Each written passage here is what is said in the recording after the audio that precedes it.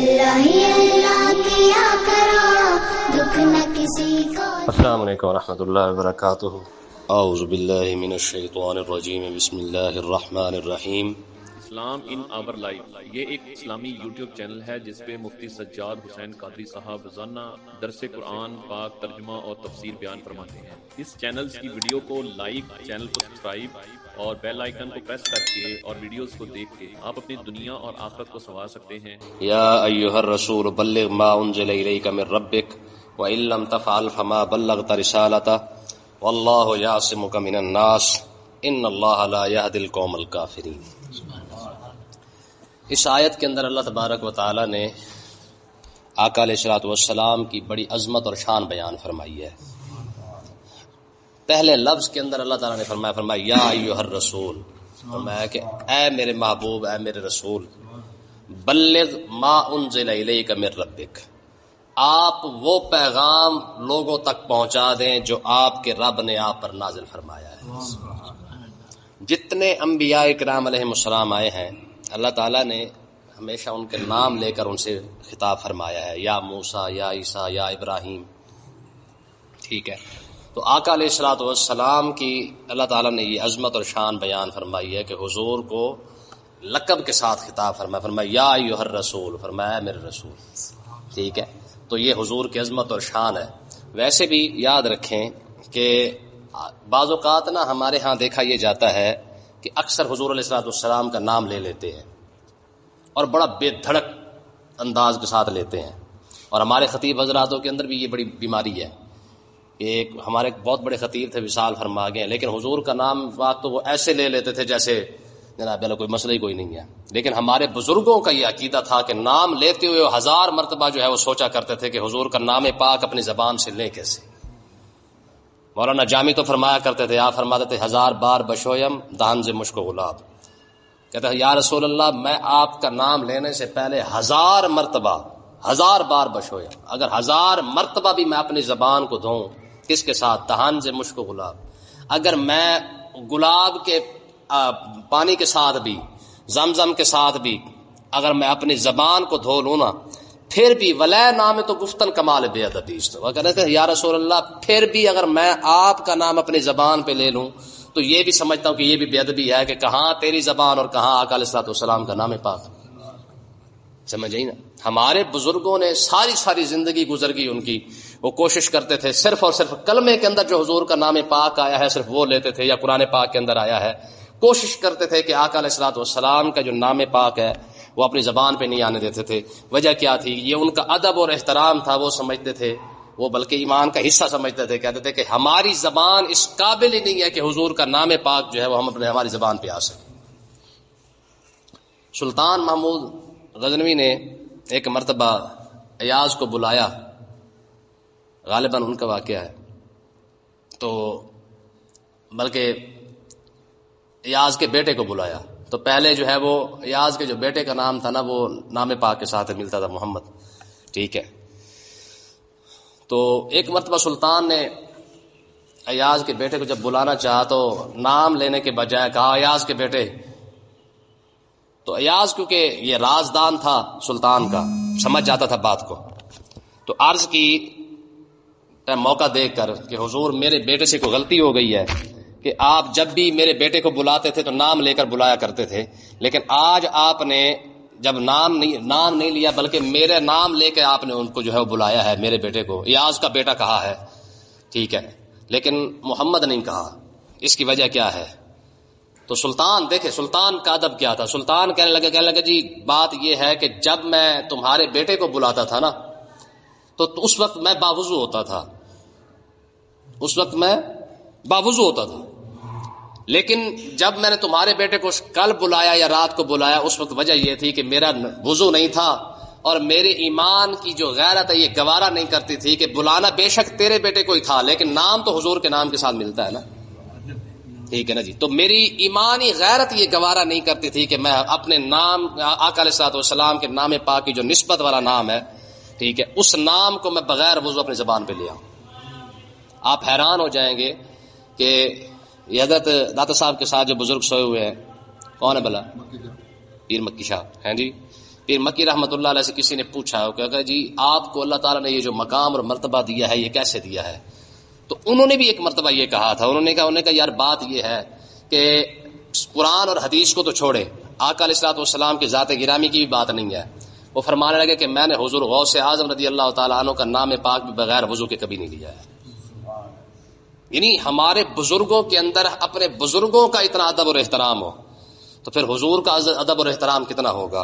تو اللہ تبارک و تعالیٰ نے بہرحال یہاں پہ آقا علیہ الصلوۃ والسلام کی یہ عظمت اور شان بیان فرمائی ہے، بجائے نام لینے کے فرمایا یا ایھا الرسول، یہ تھوڑی بات ہے، فرمایا میرے رسول، ٹھیک ہے جی۔ ساری کائنات کہتی رہے کہ حضور آپ اللہ کے رسول ہیں، آپ اللہ کے رسول ہیں، یہ بڑی بات ہے اور ہے بھی، اس میں شک والی بات بھی کوئی نہیں ہے۔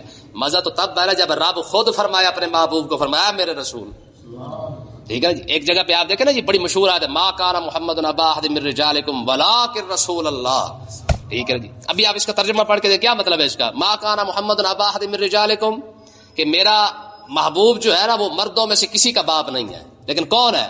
ولکن رسول اللہ، وہ تو رب کا رسول ہے۔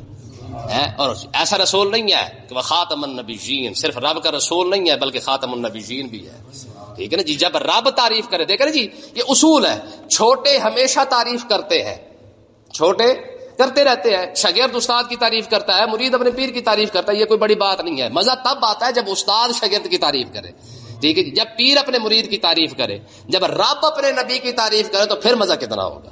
تو اللہ تعالیٰ نے ارشاد فرمایا یا ایھا الرسول، فرمایا میرے محبوب، اے میرے رسول، بلغ ما انزل الیک من ربک، فرمایا کہ جو کچھ بھی آپ کے رب نے آپ پر نازل فرمایا ہے آپ پہنچا دیں۔ آپ کیا کریں؟ آپ پہنچا دیں۔ آقا علیہ الصلوۃ والسلام جب فتح مکہ ہوا نا تو فتح مکہ کے موقع پر آقا علیہ الصلوۃ والسلام نے خطبہ ارشاد فرمایا، خطبہ علم ارشاد فرمایا اور کافی سارے معاملات ارشاد فرمائے۔ اس کے بعد حضور علیہ الصلوۃ والسلام نے صحابہ کو مخاطب کر کے فرمایا صحابہ میں نے رب کا پیغام پہنچایا کہ نہیں؟ سب صحابہ نے کہا یا رسول اللہ آپ نے پہنچا دیا۔ حضور نے اوپر منہ کر کے کہا میرے مالک گواہ ہو جا، میں نے تیرا پیغام پہنچا دیا ہے۔ پھر حضور نے فرمایا صحابہ میں نے رب کا پیغام پہنچا دیا کہ نہیں؟ سب صحابہ نے کہا یا رسول اللہ آپ نے پہنچا دیا ہے۔ پھر حضور نے پھر اوپر منہ کر کے عرض کی پروردگار گواہ ہو جا، میں نے تیرا پیغام پہنچا دیا۔ یعنی اس وقت حضور علیہ الصلوۃ والسلام خود رب کو گواہ بنا رہے تھے کہ مالک تو بھی دیکھ لے کہ میں نے تیرا پیغام پہنچانے میں کوئی کسر نہیں چھوڑی ہے جی۔ 13 سال جو کچھ میرے ساتھ ہوتا رہا ہے میں نے پھر بھی تیرا پیغام پہنچایا، گھر بار چھوٹ گیا، رشتہ دار چھوٹ گیا، خاندان چھوٹ گیا، سب کچھ ہو گیا ہے، لیکن تیرا پیغام پہنچانے کے اندر میں نے کوئی کمی، جو کچھ مرضی ہوتا رہا، حد کن فقہ سے گزر گیا، حد لا مکاں سے گزر گیا، تیری جستجو میں خبر نہیں میں کہاں سے گزر گیا ہے جی۔ جو مرضی ہوتا رہا ہے، تھوڑی تھوڑی تکلیفیں تو نہیں آئی نا حضور علیہ الصلوۃ والسلام پر۔ تو اللہ تبارک و تعالیٰ نے ارشاد فرمایا وَإِن لَّمْ تَفْعَلْ فَمَا بَلَّغْتَ رِسَالَتَهُ، اگر آپ نے ایسا نہ کیا تو آپ نے رسالت کا حق بھی ادا نہیں کیا۔ مطلب کیا ہے کہ محبوب جیسا مرضی بندہ سامنے کھڑا ہو آپ حق بات کر دیں، آپ کیا کریں؟ حق بات پہنچا دے۔ ایسا نہ ہو کہ آپ کے کوئی مسئلہ رہ جائے، کوئی بات رہ جائے تو پھر آپ یہ دیکھ لیں جو رسالت کا جو اتنا بڑا منصب ہے اس کے پھر تقاضے بھی تو ہے نا۔ ہاں واللہ یعصمک من الناس، فرمایا محبوب اللہ آپ کی حفاظت فرمائے گا لوگوں سے، اللہ آپ کی حفاظت فرمائے گا۔ فرمایا محبوب آپ بلا دھڑک بلا جھجک جو ہے وہ جو بھی سامنے کھڑا ہے آپ حق بات لوگوں تک پہنچا دیں۔ ہاں رہا مسئلہ آپ کی حفاظت کا، ظاہر ہے جب حق بات کریں گے تو پھر ہوگا کیا؟ دشمنی ہوگی نا، یہ تو نہیں ہو سکتا۔ دیکھیں نا جی اب جب آقا علیہ الصلوۃ والسلام کے ساتھ اعلان نبوت سے پہلے کفار مکہ کا رویہ کیسا تھا ہے جی؟ امانتیں بھی حضور کے پاس رکھ جانا، بات بھی حضور سے کروانا، فیصلے حضور سے کروانا، حجر اسود جیسا بڑا مسئلہ، حجر اسود رکھنے والا بہت بڑا مسئلہ جہاں پر کفار مکہ پورا عرب جناب تلواریں لے کے باہر نکل آیا تھا۔ کسی نے کہا اس نے جب یہ آپ نے تو پڑھا ہوگا، مطلب یہ کہ جب کعبہ شریف کو دوبارہ بنایا گیا نا، کفار مکہ نے مل کے کہا بھی کعبہ شریف کی دیواریں جو ہے وہ اپنا پرانی ہو چکی ہیں، بوسیدہ ہو چکی ہیں، تو ہم ایسے کرتے ہیں کہ ہم کعبہ شریف کو دیواریں جو ہے وہ گرا کر دوبارہ نئے سرے سے تعمیر کر لیتے ہیں۔ اچھا یہ بڑا دلچسپ واقعہ ہے۔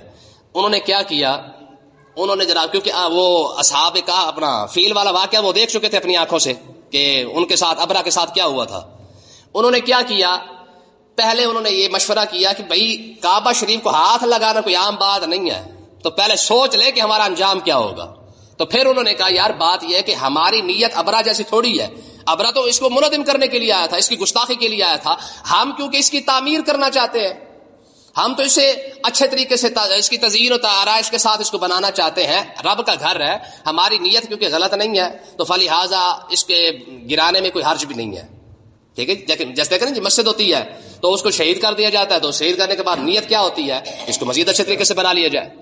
انہوں نے کیا کیا، انہوں نے کہا یار ایسے کرتے ہیں، سارا کعبہ شریف نہ گرائیں، ایک پتھر ہٹا کے رات کو چلے جاتے ہیں اور رات دے کے انتظار کرتے ہیں، اگر عذاب آنا ہوا تو پھر آ جائے گا. ہے جی ابرا کا واقعہ تو تازہ ان کے ساتھ ہو چکا تھا، 20-40 سال کا 20-30 سال کا فاصلہ تھا سارا. انہوں نے ایک پتھر ہٹایا اور رات کفار مکہ جو ہے وہ سارے گھر چلے گئے. ساری رات انہوں نے ڈرتے ڈرتے گزاری اور دعا کرتے کرتے گزاری کہ پروردگار ہماری نیت غلط نہیں ہے، ہم تو تیرا گھر بنانا چاہتے ہیں. جب رات خیر خیریت سے گزر گئی تو پھر ان کو پتہ چل گیا بھی اس میں رب کی حکمت بھی ہے اور رب کی رضا بھی ہے، لہٰذا کوئی مسئلہ نہیں ہے. پھر انہوں نے دوبارہ پھر کعبہ شریف تعمیر کیا. ٹھیک ہے. اچھا دیواریں جب بن گئی اب اس میں بھی حلال حرام والا مسئلہ بھی ساتھ آ گیا. ان کے پاس پیسے پورے نہیں تھے حلال والے کہ کعبہ شریف کو دوبارہ تعمیر کرتے پورا. حجر اسود جب رکھنے کی بات آئی تو کیا ہوا، انہوں نے کہا جی کسی نے کہا، اس نے کہا جی ہم رکھتے ہیں، اس نے کہا ہم رکھتے ہیں، انہوں نے کہا ہم رکھتے ہیں. سارے تلواریں لے کے باہر نکلے، انہوں نے کہا نہ بھائی حجر اسود تو ہم ہی رکھیں گے. ہے جی آمنے سامنے آ گئے. ظاہر ہے یہ اعزاز بہت بڑا تھا تو ہر کوئی اس کی خواہش رکھتا تھا کہ حجر اسود ہم نے رکھنا ہے.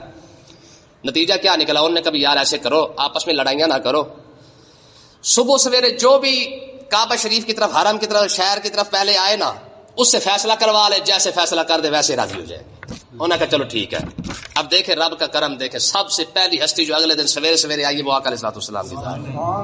انہوں نے کہا جناب ہماری لڑائی شروع ہو چکی ہے، ہم نے جناب ایک دوسرے کو ٹھا پھا لگا دینی ہے، تو آپ ہمارا فیصلہ کر دیں. حجر اسود کا حق کس کا بنتا ہے؟ قریشوں نے کہا ہم نے کرتا ہے، مخزوم نے کہا ہم نے کرنا ہے، عدی نے کہا ہم نے کرنا ہے، یعنی قبیلوں نے کہا مختلف، انہوں نے ہمارا کیا، انہوں نے ہمارا کیا. آقا علیہ السلام نے اپنی چادر مبارک بچھا کے حجر اسود اٹھا کے اس کے اندر رکھا. میں جتنے قبیلے کھڑے ہو صاحب کے سردار آ جاؤ، آ کے چادر پکڑ لو. یہ حضور کو اس وقت کا فیصلہ ہے. ٹھیک ہے. میں سب نے آ کے جب وہ ایک ایک طرف سے ساروں نے چادر پکڑ لی اور سب کو فرمایا سارے اٹھاؤ. جب سارے اٹھایا تو جب جہاں وہ حجر اسود رکھنا تھا تو آقا علیہ السلام جب وہاں تک لے گیا تو حضور نے وہی حجر اسود اٹھا کے پھر وہاں پر رکھ دیا. اب سب کے پاس یہ اعزاز آ چکا تھا کہ حجر اسود ہم نے رکھا ہے. اور دیکھا جائے تو حجر اسود صرف آقا علیہ السلام نے رکھا ہے، کیونکہ چادر کے اندر بھی حضور نے رکھا اور پھر چادر سے اٹھا کر اس جگہ پر بھی حضور نے ہی رکھا. اور سیاست دیکھیں حضور علیہ السلام کی، سیاسی بصیرت دیکھیں آقا علیہ السلام کی کہ حضور نے تمام قبیلوں کو ساتھ بھی ملا لیا اور سارے خوش ہو کے گھر گئے. جس سے پوچھا جاتا تھا ہاں بھائی حجر اسود کس نے رکھا، اس نے کہا ہم نے رکھا ہے. اور کس نے رکھا ہے؟ بات سمجھیے نا. یعنی کہنے کا مقصد کیا ہے کہ وہ دور جب کلمہ طیبہ کی بات نہیں ہے، اعلان نبوت ہوا نہیں ہے، تب لوگوں کی نظر کے اندر آقا علیہ السلام کا یہ مقام تھا. ہیں جی ایک سچ ہی تو بولا ہے، ایک سچ، اور وہ بھی کائنات کا سب سے بڑا سچ. کیا؟ لا الہ. اس کائنات کا سب سے بڑا سچ یہی ہے. ٹھیک ہے. تو اللہ تبارک و تعالیٰ نے ارشاد فرمایا محبوب یہ سچ آپ بولے پھر ہوگا تو ہونا تو جو ہے کچھ ہے ہونا ہی ہے. پھر 13 سال جو جس طریقے سے آقا علیہ السلام نے گزارے، محبوب یہ جو مرضی کوششیں کر لیں، یریدون لیطفئوا نور اللہ بافواہہم ویابی اللہ الا ان یتم نورہ ولو کرہ الکافرون. فرمایا کہ یہ جتنی مرضی کوششیں کر لیں کہ رب کا نور پہنچ جائے، نہ نہ نہ، فرمایا ویابی اللہ الا ان یتم نورہ، فرمایا ساری کائنات تیل کا بھی زور لگا لے رب اپنا نور بجھنے نہیں دے گا. جیسے وقت گزرتا جائے گا محبوب تیرا نور بڑھتا جائے گا. اسلام پھر پھیلا کہ نہیں پھیلا؟ تو اللہ تعالیٰ نے ارشاد فرمایا محبوب واللہ یعصمک من الناس، رب آپ کی حفاظت فرمائے گا.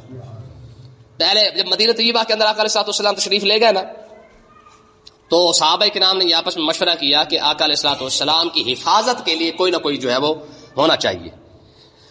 تو ہر رات کوئی نہ کوئی صحابی آ جاتے. سعد بن ابی وقاص رضی اللہ تعالیٰ عنہ نے یہ خود کوشش کی کہ یا رسول اللہ میں آپ کی جو ہے وہ ڈیوٹی دیتا ہوں یہ پہرے کی. تو جب یہ آیت نازل ہوئی، یہ الفاظ نازل ہوئے واللہ یعصمک من الناس کہ اے محبوب رب آپ کی خود حفاظت کرے گا لوگوں سے، تو آقا علیہ السلام نے اعلان فرمایا بس بھائی آج کے بعد کسی پہرے کی ضرورت نہیں ہے.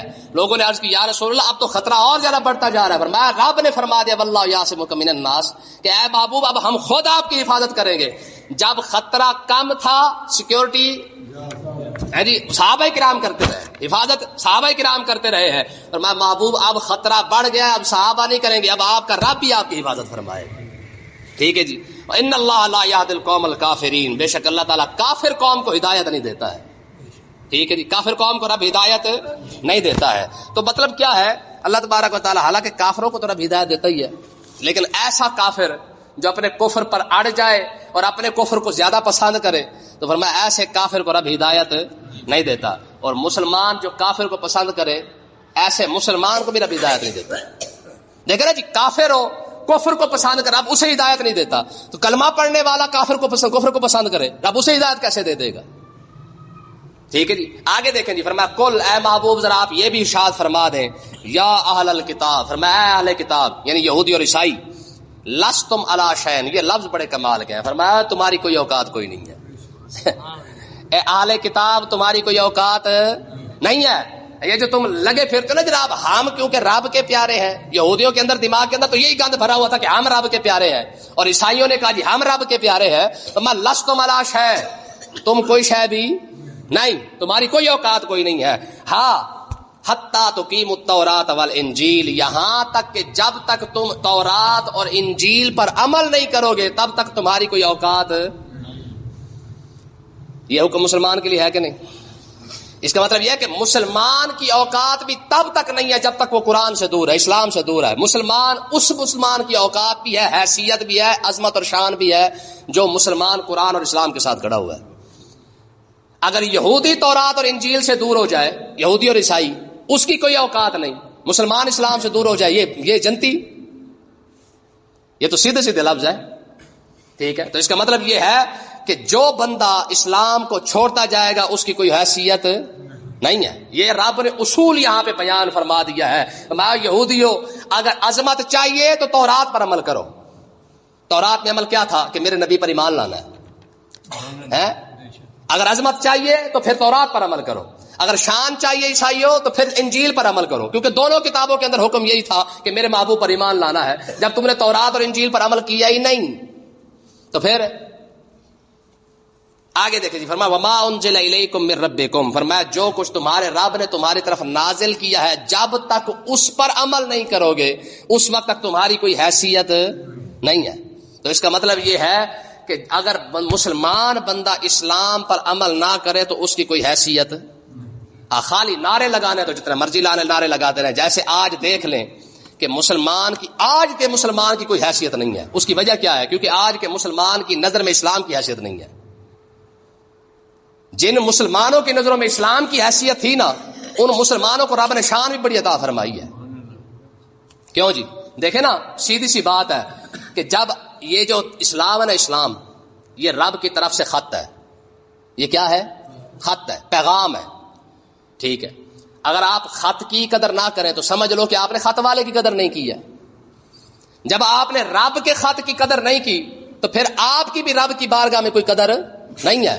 ہاں، جس بندے نے رب کے خط کی، رب کے پیغام کی قدر کی ہے، پھر اللہ تعالیٰ نے اسے عزت اور شان بھی عطا فرمائی ہے.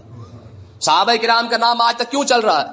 ہمارے ائمہ کرام، ہمارے بزرگوں کا نام آج تک کیوں چل رہا ہے؟ دیکھیں نا جی، امام بخاری، امام مسلم، میں پہلے بھی آپ کو بتاتا رہتا ہوں کہ یار جو لوگ 1000 سال پہلے گزرے ہیں، 1200 سال پہلے گزرے ہیں، پھر مزیداری کی بات یہ ہے کہ ہمارے علاقے کے بھی نہیں ہے، ہمارے علاقے کے نہیں ہے، لیکن کیونکہ انہوں نے اسلام کی قدر کی ہے، رب کے خط کی قدر کی ہے، اللہ تعالیٰ نے پھر ان کی قدر کتنی بڑھائی ہے. چاہے ہمارا رشتہ ہو یا نہ ہو، ہمارے علاقے کے ہوں یا نہ ہو، ساری کائنات جناب، ساری دنیا امام بخاری کرتی پھرتی ہے. ساری دنیا امام اعظم کرتی پھرتی ہے، حالانکہ ہزاروں سال پہلے گزرے ہیں. تو اس کا مطلب یہ ہے کہ جو بندہ یہ چاہتا ہے نا کہ اس کی قدر بڑھ جائے، اس کی عزت ہو، اس کی شان ہو، اس کا وقار ہو معاشرے کے اندر، اسلام کے ساتھ جڑ جائے. اسلام عزت بھی عطا فرما دیتا ہے، وقار بھی عطا فرما دیتا ہے. مگر نہ دنیا کے اندر تو لاکھوں لوگ، کروڑوں لوگ موجود ہیں. آگے اللہ نے فرمایا والا یزیدن کثیرا منہم وما انزل الیک من ربک طغیانا وکفرا. یہ بات پہلے بھی گزری ہے. میں محبوب، جو اللہ نے آپ پر نازل فرمایا ہے نا، جیسے جیسے نازل ہوتا جائے گا کفار کی سرکشی بھی بڑھتی جائے گی اور ان کا کفر بھی بڑھتا جائے گا. دیکھیں اس مسئلے کو سمجھیں ذرا، یہ اس کا مطلب کیا ہے. آپ 2004 کے اندر ورلڈ ٹریڈ سینٹر کا حادثہ ہوا تھا. 2004 کے اندر آپ امریکہ کے اندر اسلام کی شرح دیکھ لیں تو بہت کم تھی، اسلام کے ماننے والوں کی بہت کم تھی. امریکہ کے اندر بہت کم تھی. اور خود امریکہ والے آج رو رہے ہیں کہ جتنے مسلمان ورلڈ ٹریڈ سینٹر والے حادثے کے بعد ہوئے ہیں اتنا اسلام یورپ کے اندر پہلے کبھی نہیں پھیلا تھا. مطلب کیا تھا؟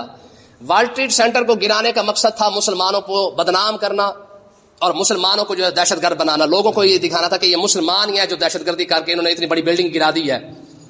مسلمانوں کو بدنام کرنا تھا. اور سب سے بڑی بات یہ ہے، دیکھیں نا جی، بخاری کے اندر حدیث ہے، آقا علیہ السلام نے فرمایا لن یشاد الدین الا غلبہ، فرمایا دین کے اندر رب نے لچک ہی ایسی رکھی ہے جو اس کو دباتا ہے یہ دین اسی پر غالب آ جاتا ہے. یورپ والوں نے مسلمان اور اسلام کو بدنام کرنے کے لیے ورلڈ ٹریڈ سینٹر والا حادثہ بنایا، اگرچہ خود بنایا، ٹھیک ہے. اللہ تعالیٰ نے اسی حادثے کو اسلام کے غلبے اور اسلام کی جو پہچان ہے وہ ان لوگوں کو عطا فرمائی ہے اسی حادثے کی وجہ سے. کیسے؟ میڈیا نے سب سے پہلے یہ بات پھیلائی کہ یہ حادثہ جو ہوا ہے یہ مسلمانوں نے کیا ہے. اب سوال یہ پیدا ہوا کہ مسلمان ہیں کون؟ کون سے مذہب کے لوگ ہیں یار جو کسی کو جینے ہی نہیں دیتے ہیں، جو اتنے سفاک ہیں کہ جناب اتنی بڑی بلڈنگ کو جو ہے وہ جہاز کے ساتھ ہی اڑا دیا ہے. جب لوگوں نے اس بنیاد پر آ کر مطالعہ کرنا شروع کیا ہے، مسلمانوں کے عقائد کو دیکھا، قرآن کو پڑھنا شروع کیا، مسلمانوں کے اوپر جب ریسرچ کرنا شروع کیا ہے، جیسے جیسے ریسرچ کرتے گئے ویسے ویسے کلمہ پڑھتے گئے. آپ حیران ہوں گے، سوئٹزرلینڈ کے اندر ایک بندے نے مسجد کی میناروں پر کیس کر دیا کہ یہ جو مسجد کی میناریں یہ نہیں ہونے چاہیے. یہ مسلمان جو مسجد کی مینار بناتے ہیں حقیقت یہ ہے کہ یہ ہمیں ڈراتے ہیں، یہ مینار اور میزائل کی ایک ہی جیسی تصویر ہے. تو مسلمان اپنی مسجدوں پر مینار بنا کر ہمیں ڈراتے ہیں، یہ میزائل جیسی تصویر بناتے ہیں. تو فلہذا سوئٹزرلینڈ کے اندر جو ہے یہ اس کی پر پابندی ہونی چاہیے. اسے جب یہ کیس اس نے دائر کر دیا، دائر کرنے کے بعد جو ہے وہ اس نے کہا یار میں اسلام کے بارے میں مزید پڑھ کے نا مزید دلائل اکٹھے کر لوں تاکہ ہاں عدالت کے اندر میں مزید جو ہے وہ اس کے جواب دے سکوں کہ یہ اسلام جو ہے یہ دہشت گردی پھیلاتا ہے، مسلمان دہشت گرد ہے، اور انہوں نے تو اپنی عبادت گاہ کو بھی باقاعدہ میزائل کی طرح بنا کے رکھا ہے. اچھا جب اس بندے نے اس ریسرچ کرنا شروع کی تو ٹھیک 6 مہینے کے بعد وہی بندہ عدالت کے اندر کھڑا ہو کے کلمہ پڑھ رہا تھا. یہ اسلام کی خوبی ہے، جو اس کو دباتا ہے یہ اسی پر غالب آتا ہے. ٹھیک ہے جی، اللہ تعالیٰ سمجھنے کی توفیق عطا فرمائے.